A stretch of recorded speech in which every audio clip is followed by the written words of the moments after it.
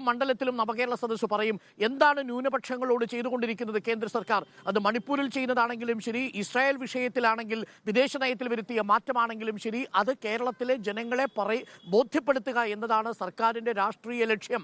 ആ രാഷ്ട്രീയ ലക്ഷ്യം നിറവേറ്റുകയാണ്. അത് LDFന്റെ കമ്മ്യൂണിസ്റ്റ് പാർട്ടിയുടെ രാഷ്ട്രീയ ലക്ഷ്യമല്ല, പകരം സർക്കാരിന്റെ രാഷ്ട്രീയ പ്രചരണ ഉദ്ദേശമാണ്. അത് സർക്കാർ നിർവഹിക്കുന്നു. കേരളം മതേതരമായി തുടരണമെങ്കിൽ, ഒരു മണിപ്പൂരാകാതിരിക്കണമെങ്കിൽ കേന്ദ്ര സർക്കാരിനെയും BJPയും അകറ്റി നിർത്തണമെന്ന സന്ദേശമാണ് സർക്കാർ പറയുന്നത്. അതെങ്ങനെയാണ് കേവലം ഒരു രാഷ്ട്രീയ പ്രചരണം മാത്രമാകുന്നത്? സജി, ശ്രീ അരുൺകുമാർ തന്നെ അതിന്റെ ഒരു പ്രത്യക്ഷ ഉദാഹരണമാണ്. നമുക്കറിയാം, കഴിഞ്ഞ തൃക്കാക്കര തെരഞ്ഞെടുപ്പിൽ ഇവിടെ ഞങ്ങളെ സംബന്ധിച്ചുള്ള ഒരു രാഷ്ട്രീയ വിദ്യാർത്ഥി എന്നുള്ള നിലയിലും ഇവിടെ മത്സരിക്കാൻ പറ്റുന്ന CPM-കാരൊക്കെ ഉള്ള സ്ഥലമാണ്, ഇല്ലെന്നൊന്നും നമ്മൾ പറയുന്നില്ല. പക്ഷെ അവിടെ തന്നെ ഒരു സമുദായത്തിന്റെ ആളെ ഒരു സഭയുടെ മുന്നിൽ കൊണ്ടുവന്ന് മത്സരിപ്പിച്ച് ഒരു പരീക്ഷണം നടത്തുന്ന ആളാണ് തൃക്കാക്കര. അരുൺകുമാറിന്റെ ബോർഡ് വായിക്കേണ്ടി വന്നു. ഞാൻ പറയാം, അല്ല ആയിക്കോട്ടെ, അദ്ദേഹം എന്റെ നല്ല സുഹൃത്താണ്. ഞാൻ പറയുന്നത് CPM-നെ സംബന്ധിച്ചിടത്തോളം അവസരവാദ രാഷ്ട്രീയമാണ്. താങ്കൾ തന്നെ സൂചിപ്പിച്ച പോലെ അത് മലപ്പുറം ഭാഗങ്ങളിലെല്ലാം ആ ജനശ്രദ്ധ തിരിക്കാൻ വേണ്ടിയിട്ട് പാലസ്തീന്റെ കാര്യം പറഞ്ഞു. അപ്പൊ ഇവിടെ അടുത്ത കാലത്ത് BJPയുടെ ഒരു നിലപാട്, BJP സ്നേഹയാത്ര നടത്തി. അതിന്റെ ഫലമായിട്ട് ഏതാണ്ട് 48ഓളം കുടുംബങ്ങൾ 2 ദിവസം മുമ്പ് ഭാരതീയ ജനതാ പാർട്ടിയിൽ കുടുംബങ്ങളോട് ഒന്നു ചേർന്നു. നിലയ്ക്കൽ ഭദ്രാസനത്തിന്റെ സെക്രട്ടറി അടക്കം. അതാണ് ഇത്രയധികം സജി ചെറിയാൻ അടക്കമുള്ള ആളുകളെ ക്ഷോഭിപ്പിച്ചിട്ടുള്ളത്. യഥാർത്ഥത്തിൽ എന്താ ഈ CPM-ന്റെയും കോൺഗ്രസിന്റെ നിലപാടെന്താ? BJP അല്ലെങ്കിൽ സംഘപരിവാർ ക്രൈസ്തവ സമൂഹം മറ്റ് ന്യൂനപക്ഷങ്ങളോട് സൗഹൃദം കാണിക്കണം. നമ്മൾ സൗഹൃദം കാണിക്കുമ്പോൾ അല്ലല്ല, നമ്മൾ സൗഹൃദത്തിന് വേണ്ടി കേരളത്തിലെ നിലയിൽ യഥാർത്ഥത്തിൽ ഇവിടെ എന്താ? യഥാർത്ഥത്തിൽ ഇവിടെ നവകേരള സദസ്സ് എന്നുള്ള രീതിയിൽ കേരളത്തിന്റെ ഉദ്ധാനത്തിനും അല്ലെങ്കിൽ വികസനത്തിനും കാര്യങ്ങളൊക്കെയാണ് എന്നാണ് നമ്മൾ വിചാരിച്ചത്. പക്ഷേ തോമസ് ചാഴിക്കാടനോട് മുഖ്യമന്ത്രി തിരുത്തിയെന്താ? ഇവിടെ പ്രശ്നത്തിന് പരിഹാരമൊന്നുമില്ല, ഞാൻ നിങ്ങളുടെ അടുത്ത ഒരു രാജകീയമായിട്ടുള്ള രീതിയിൽ എഴുന്നള്ളത്ത് നടത്തുന്നല്ലാതെ ഇവിടെ യാതൊന്നും തന്നെ സംഭവിക്കാൻ പോകുന്നില്ല എന്നല്ല. പക്ഷെ ജനങ്ങള് കാണുന്നില്ല. ഭാരതീയ ജനതാ പാർട്ടിയുടെ ഒരു കാഴ്ചപ്പാടെന്ന് വെച്ചാല് ഇവിടെ അരുൺകുമാർ പറഞ്ഞത് ഇതിന് നേരെ വിരുദ്ധമാണ്. BJPയെ സംബന്ധിച്ചിടത്തോളം അത് ഏത് രാഷ്ട്രീയ കക്ഷി ഭരിച്ചാലും ഏത് സംസ്ഥാനം ഭരിച്ചാലും അവർക്ക് വേണ്ടിയിട്ട് അടിസ്ഥാന വികസനത്തിന് വേണ്ടിയിട്ടുള്ള കാര്യങ്ങൾ കൊടുക്കുക, അവരെ സപ്പോർട്ട് ചെയ്യുക. അതിപ്പോ കേരളത്തിന്റെ മുഖ്യമന്ത്രി അടക്കം പറഞ്ഞു, കേരളത്തിലെ ദേശീയപാത വികസനത്തില് ഇതുവരെ ഗഡ്കരി വരുന്ന സമയത്താണ് ഏറ്റവും കൂടുതൽ വന്നെന്ന് പറഞ്ഞു. ഇവിടുത്തെ ഇപ്പൊ ഈ തൃക്കാക്കരെ ഗഡ്കരിയും പറഞ്ഞു, പിണറായി വിജയൻ ഇരുന്ന സമയത്താണ്. ഞാൻ പറഞ്ഞിട്ടെ, ഭരണം എന്നുള്ളത് അത് ജനങ്ങൾക്ക് വേണ്ടിയിട്ടുള്ളതാണ്. അതിൽ എല്ലായ്പ്പോഴും രാഷ്ട്രീയം കാണണമെന്നുള്ള നിലപാട് BJPക്ക്.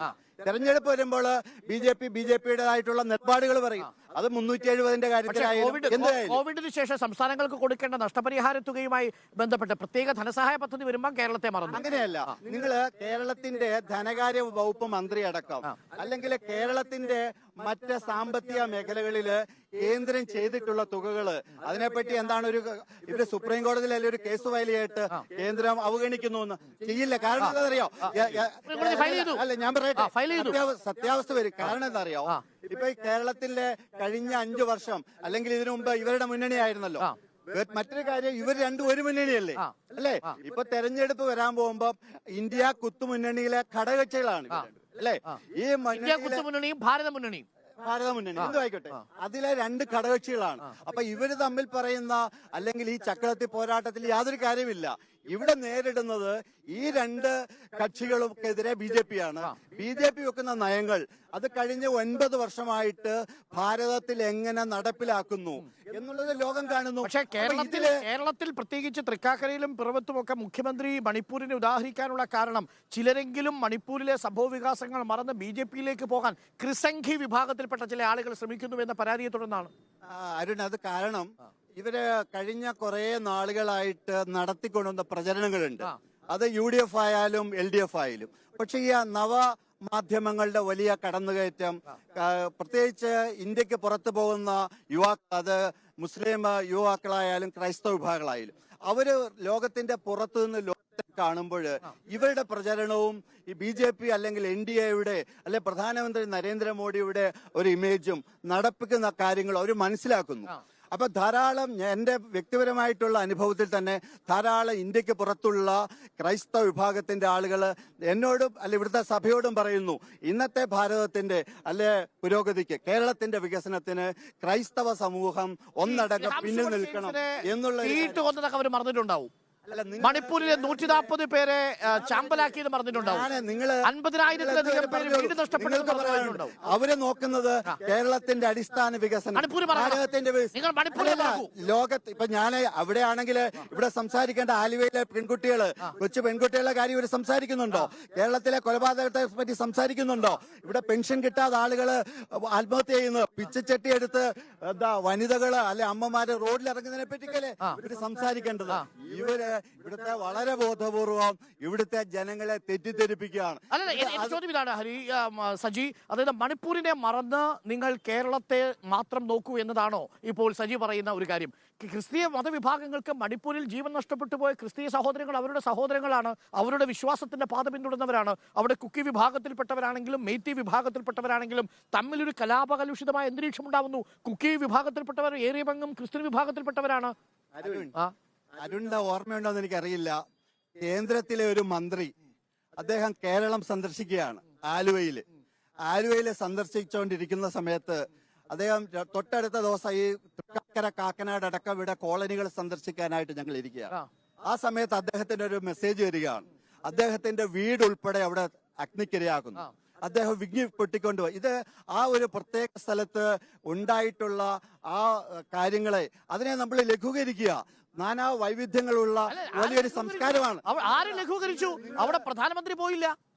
പ്രധാനമന്ത്രി മണിപ്പൂരിനെ കുറിച്ച് 13 സെക്കൻഡിനപ്പുറം കാര്യമായി ഒന്നും സംസാരിച്ചില്ല.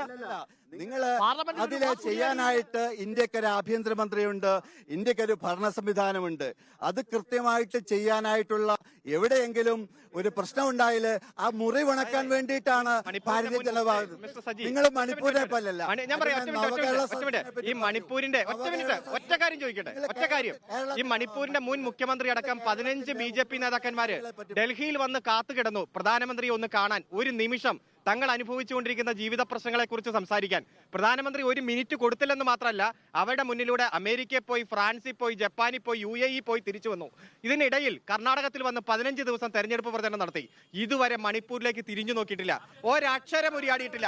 ആകെ പറഞ്ഞത് മണിപ്പൂരിലെ സ്ത്രീകളെ നഗ്നരായി നടത്തിച്ചത് ലോകം മുഴുവൻ കണ്ടപ്പോ ഇന്ത്യക്ക് നാണക്കേടുണ്ടാക്കി എന്ന് 13 സെക്കൻഡിൽ പറഞ്ഞതല്ലാതെ മണിപ്പൂരിലെ കലാപത്തെ കുറിച്ച് ഒരക്ഷരം ഇന്ത്യയുടെ പ്രധാനമന്ത്രി ഇതുവരെ പറഞ്ഞിട്ടില്ല. മലപ്പുറം അമിത്ഷാ പോയിട്ടുണ്ട് എന്നാണ് കേന്ദ്ര ആഭ്യന്തരമന്ത്രി പോയിട്ടുണ്ട്. അല്ല, ഞാൻ പറയട്ടെ, ലോകത്തുള്ള ഏത് സാഹചര്യം ഞാൻ പറയാം ലോകത്തുള്ള ഏത് സാഹചര്യങ്ങളിലും പ്രതികരിക്കാൻ ശേഷിയുള്ള ശക്തനായ പ്രധാനമന്ത്രി എന്ന് നിങ്ങൾ തന്നെ അവകാശപ്പെടുന്ന ഇന്ത്യയുടെ പ്രധാനമന്ത്രി മലപ്പുറം ജില്ലയുടെ മാത്രം വലിപ്പമുള്ള, മലപ്പുറം ജില്ലയേക്കാൾ താഴെ ജനസംഖ്യയുള്ള ആ മണിപ്പൂരിലെ കലാപം അടിച്ചമർത്താൻ 10 മിനിറ്റ് വേണമോ ഇന്ത്യൻ പ്രധാനമന്ത്രിക്ക്?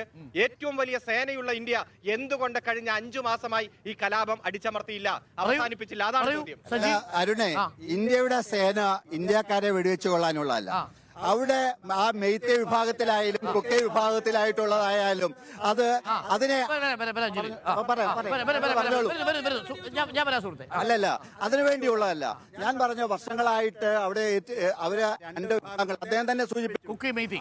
ആയിക്കോട്ടെ, ആ വിഭാഗങ്ങളിലുള്ള അവര് ഒരിക്കലും പൂർണ്ണമായിട്ട് ക്രൈസ്തവ മേലധ്യക്ഷന്മാര് തന്നെ ഈ തെറ്റിദ്ധാരണ തിരുത്തിയിട്ടുണ്ട്. അപ്പം അല്ലല്ല, അമ്പലവും അത് നിങ്ങൾ കണക്കെടുക്കണ്ട. കേന്ദ്രമന്ത്രിയുടെ വീട് വരെ കത്തിച്ചില്ലേ ഇന്ത്യ ഭരിക്കുന്ന മന്ത്രി. അപ്പൊ ആ ഒരു പരിസ്ഥിതിയെ അല്ലെങ്കിൽ ആ ഒരു കാലാവസ്ഥയെ ഏറ്റവും അനുകൂലമായി അവർക്ക് വേണ്ട രീതിയിൽ കൊണ്ടുവരുന്നതിനല്ലേ അതിനെ ചെയ്യാൻ പറ്റുന്നതൊക്കെ ചെയ്യാനായിട്ട് ഇന്ത്യക്ക് ആഭ്യന്തരമന്ത്രിയുണ്ട്.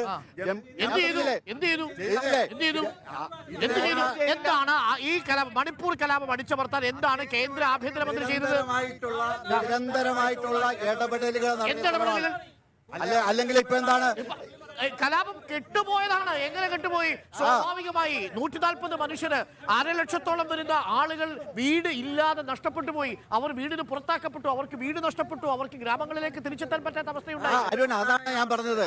നമ്മളുടെ വൈവിധ്യമാർന്നിട്ടുള്ള നമ്മുടെ അതിർത്തി സംസ്ഥാനങ്ങളിൽ ഉണ്ടാകുന്ന കാര്യങ്ങളെ ഏറ്റവും സമചിത്തതയോടെ ചെയ്തുകൊണ്ട് അതിനുവേണ്ടി പരിഹാരത്തിനുവേണ്ടിയാണ് ബിജെപിക്ക്. അതുകൊണ്ടാണ് അങ്ങനെയല്ല. ഇതിനേക്കാളും എത്രയോ പ്രശ്നങ്ങളുള്ള കാശ്മീരിൽ ഇപ്പൊ സമാധാനം കൊണ്ടുവന്ന് എങ്ങനെയാണ്? അതിന് സമയം എടുത്തു കൊടുക്കും, അതിനുള്ള സമയം എടുക്കും. നിങ്ങൾ ചർച്ച ചെയ്യേണ്ടത് ഇവരുടെ ഈ തെറ്റായ അജണ്ടയ്ക്ക് പോകാതെ കേരളത്തിലെ നിങ്ങൾ പറയുന്നത് മുഴുവൻ നുണയാണ്. മണിപ്പൂരിൽ നിന്ന് നിങ്ങൾ തിരിച്ച് കേരളത്തിലേക്ക് വരൂ എന്നാണ് ബിജെപിയുടെയും പ്രതിപക്ഷത്തിന്റെയും വെല്ലുവിളി. ഇന്ന്